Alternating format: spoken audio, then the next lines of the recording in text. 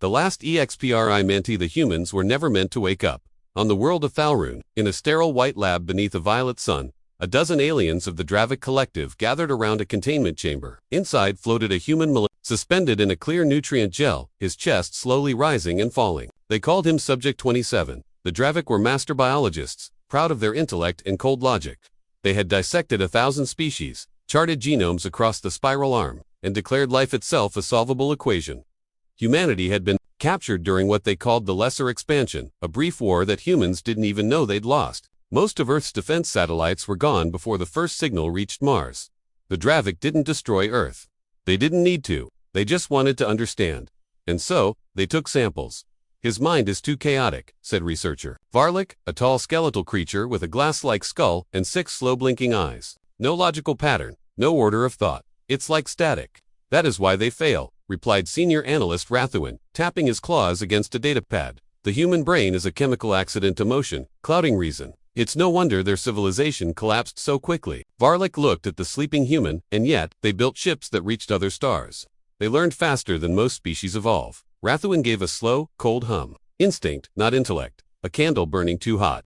Then, as the lab lights dimmed for cycle change, the human's eyes opened. The scientist froze. Subject 27 floated for a heartbeat, then tore the breathing mask from his face. The containment fluid splashed out in zero gravity, glittering like mercury. The man gasped, coughed, and looked around wildly. Where am I? He rasped. The Dravik stared, their minds flickering over shared telepathic channels. The subject was not scheduled to awaken. The neural dampeners were still active.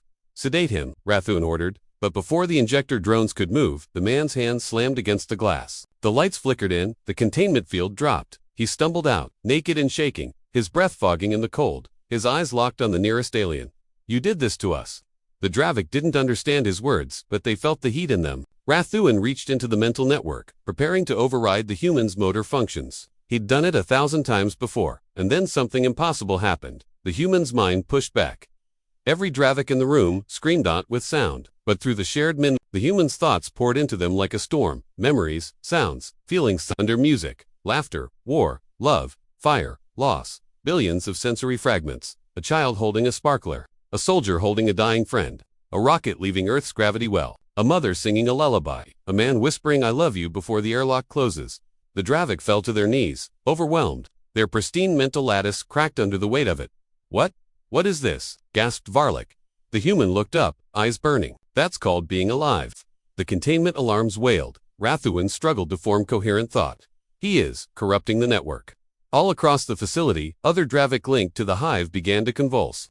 The human's mind, emotionally, unfiltered, was spreading through the telepathic web like a virus. Every neuron it touched rewired something fundamental. Fear, curiosity, regret, empathy, emotions the Dravik had suppressed millennia ago. They weren't built to feel. And now they couldn't stop. The human stumbled toward a viewport. Outside, the alien world glowed under its violet sun. He could see other lab towers, dozens, maybe hundreds. He whispered. How many of us did you take? Varlik, trembling, whispered back in his clicking tongue, thousands. The man's hands clenched into fists. His face twisted, rage and sorrow warring across it. He turned to the Dravik who could still move. You wanted to understand what makes us different. Here it is.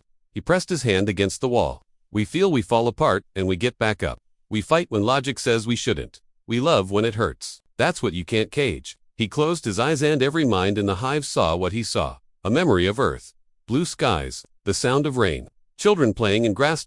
Something beautiful. When the rescue fleet from the Dravik homeworld arrived weeks later, they found Thalrune silent. No life signs, no functioning systems. Just a single human ship rising slowly from the atmosphere. Engines flickering with stolen alien technology. A transmission echoed across every frequency. You wanted to know what makes humans dangerous. It's not our weapons, it's that we change everything we touch. Then the ship vanished into faster-than-light jump space. Years later, explorers found the ruins of Thalrune. The once perfect architecture had been reshaped, curved, emotional, imperfect. The word hope had been carved into the walls in English. And scattered through the remains of the Dravik neural network were strange echoes, fragments of laughter, of dreams, of human song, on the archives of a dozen alien civilizations.